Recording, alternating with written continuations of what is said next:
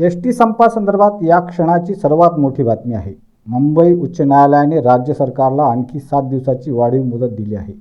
ST. विलिनीकरणाचा त्रिसदस्यीय अहवाल सादर करण्यासाठी वाढीव वेळ देण्यात यावी असा अर्ज राज्य सरकारने केला होता. या अर्जावर सुनावणी करताना उच्च न्यायालयाने ही मुदत वाढ दिली आहे. एस.टी. महामंडळाची राज्य सरकारमध्ये विलिनीकरण करण्यात यावं या मागणीसाठी गेल्या अनेक महिन्यांपासून कर्मचारी हे संपावर आहेत. महामंडळाचं राज्य सरकारमध्ये विलिनीकरण करता येईल का यासाठीच्या अहवालासाठी राज्य सरकारला 12 आठवड्यांचा कालावधी देण्यात आला होता. मात्र तो 12 आठवड्यांचा वेळही काही दिवसापूर्वीच संपला. त्यामुळे हा त्रिसदस्यीय अहवाल सादर करण्यासाठी मुदतवाढ देण्यात यावी असा अर्ज राज्य सरकारने गुरुवारी 10 फेब्रुवारीला मुंबई न्यायालयात केला होता. या अर्जावर मुंबई उच्च न्यायालयाने आज 7 दिवसाचा कालावधी वाढवून दिला.